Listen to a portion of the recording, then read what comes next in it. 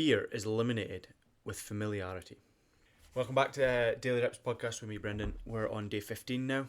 Episode today, repetition breeds confidence. So, as with anything that you do in life, the first time you do something or the first few times you do something, you're going to absolutely suck at it.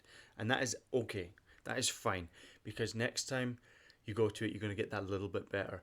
And the 10th time after that, you're going to get even better. And the 100th time after it, you're going to be pretty good. You're going to get better. So, the whole point of this podcast is to talk about the repetitions, the daily reps, again, bringing it back into the name of the podcast, the name of the game, the daily reps to get it done and breed your confidence to make yourself better, make yourself feel more confident doing it, and not get stuck in the rut of feeling like you're not good at something, so why try in the first place? The fact is you've got to try and try and try again and fail at something or be bad at something and be humble enough to realize that that's okay.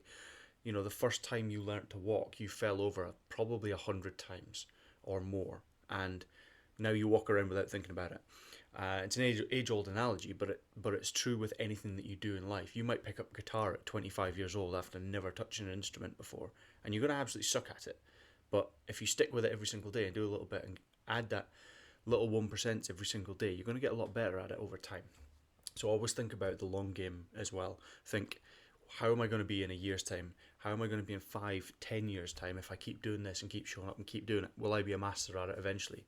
And yes, you will, as long as you keep doing that rep. So the first 10 reps are going to suck. The next 100 get a little bit smoother. And I think you need to try and reframe the confidence thing. You're not necessarily unconfident.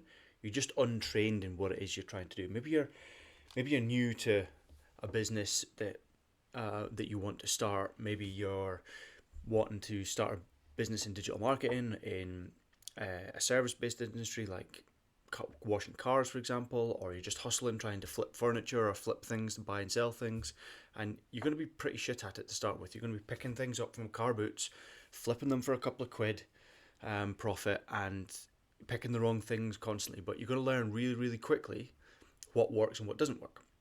And it's the same in business, it's the same in life skills, it's the same in absolutely anything. So just keep doing it, keep showing up, realize that you're going to get better, realize that you're going to suck, and just reframe it. You're not confident, you're not unconfident, or whatever the right word is, unconfident at it. You're just not trained in to be competent at that thing. So, I used to get really nervous about speaking in front of the camera, and now I can kind of do it not too bad. And if I make a mistake, if I fumble, I just pause for a second. You've probably seen me do this in my videos and just think, okay, cool, I've said that point, I got stuck here, let's move on and talk about something else. And most of the time, you're probably not even going to notice I've done it. Maybe sometimes you do, but again, that just comes with reps and practice. It's really awkward to talk to a camera when you first start. And you think that everyone's watching you, everyone's judging you, everyone's thinking that you're weird, you think it's weird yourself, and all of these thoughts are going on in your head, but actually it's just you talking, whether that camera's there or not, and you're talking to an audience of some description, and you've just got to pretend that that camera is an audience and you're actually looking out to the audience. First time you go public speaking, stand on a stage in front of 10 people, it's scary. Now I could probably do it in a room full of 200 and be okay with it because I've done that kind of thing before. So again, just reps and practice and doing it consistently and playing the long game. You want to effectively show up enough times where it becomes who you are as a person. So if you wanted to become a car detailer and you started washing your mum's car, you started washing your car, and then you learned how to strip the paint back and polish it properly, you learn how to clean the paint properly, you learn how to do the wheels properly in the right order and all that stuff, and you build all your skills up over time.